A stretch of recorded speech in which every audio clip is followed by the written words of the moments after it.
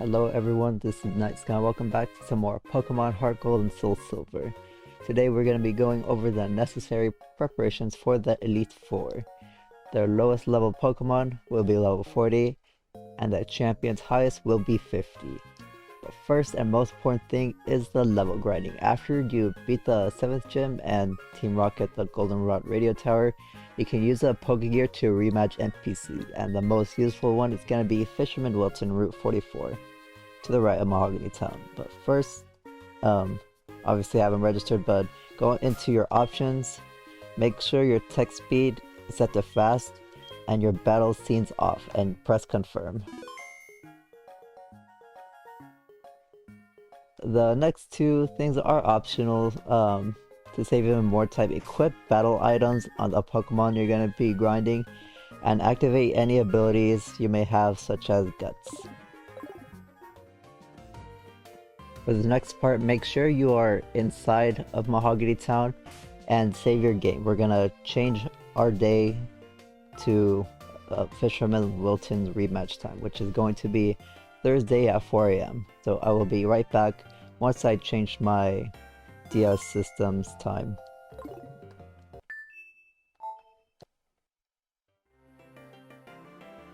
Alright, we are back. The reason why we did the saving and changing our day in Mahogany Town is because we have to be just outside the NPC's loading zone when we call them, or they'll just say to come back to talk to them. Let's give them a call. Oh yeah, something I forgot to mention, you can like change the order of your call list just by pressing sort. And you can have a custom one. So let's call him now that we're in his rematch window. This is Wilton. Morning, Jason. I'm fishing on Route 44, but nothing's biting. Help me with my time away. Come over for a battle. And in case you didn't know where Fisherman Wilton was, for when you register, is right up here in this lake. I've been waiting for you. Oops, maybe I shouldn't tell you so loud. For his Pokemon, before you become champion, he will have 2 Golding and 1 Seeking. So fighting 3 trade Pokemon back to back is much better than waiting through wild encounter animations for a low level Pokemon that will barely give you anything. Defeated, just forget about it. Now that he defeated, all we have to do is go back to Mahogany Town. And once we're right outside his loading zone, literally just call him again and he'll say the same thing. Morning, fishing, but come over for a battle. And we can rematch him infinitely until 10 AM, which is when his rematch window ends, but we could just change the time again.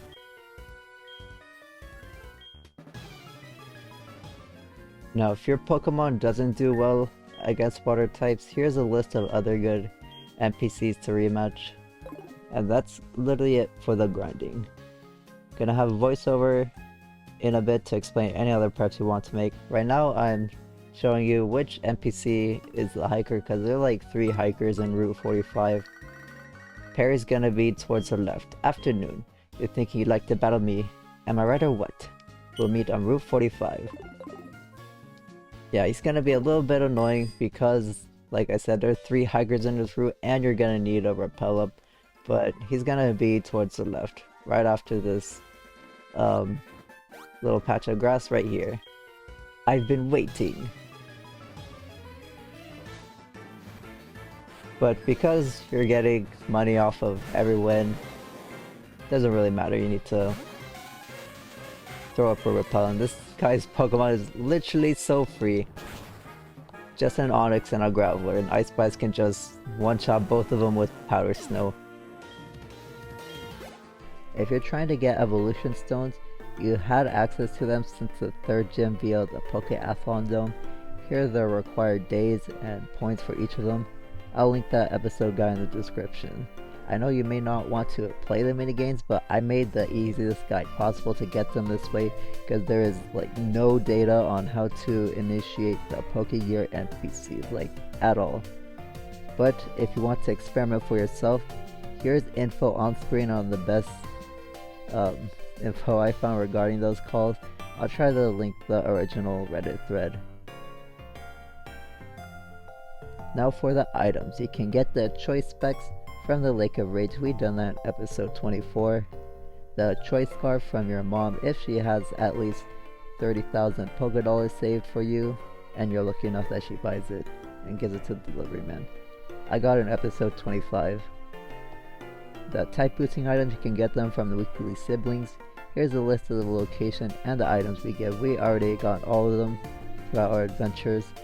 And very nichely, you can get the wide lens or zoom lens from the Goldenrod game corner for Pokemon with inaccurate moves, but even if you're using a website, it's really long and boring grind.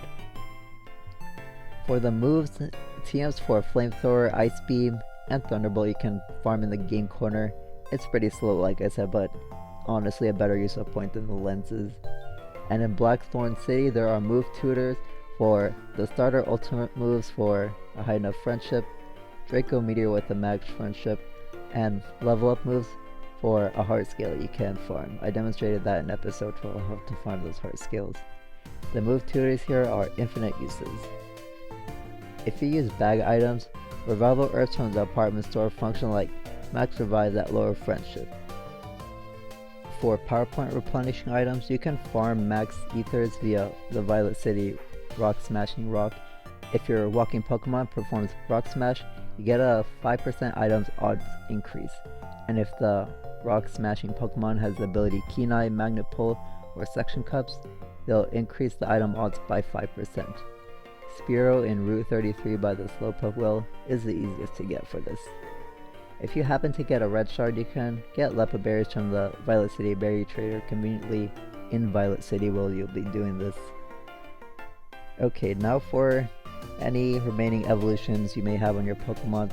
Sneasel, Gligar, Murkrow, Mischievous, and Togetic can't evolve until the postgame, but we can right after via the Pokeathlon Dome.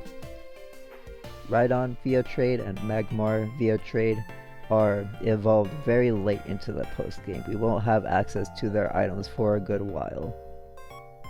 Houndour is the last Johto Pokemon I haven't talked about. We cannot obtain it until after the league. The same goes for Slugma if you didn't get one from Primo in Violet City near the start of the game, because you can only redeem one of Primo's rewards. The last two things, Electabuzz via trade, cannot evolve until after the freaking post game where you can challenge the final boss. And Magneton, you cannot evolve it in this game at all. It has to do so in a Sinnoh game. You have to level it up at Mount Coronet. That is all the info you need to know before battling the Elite Four. And that's gonna be it for the voiceover. I hope you find this info useful.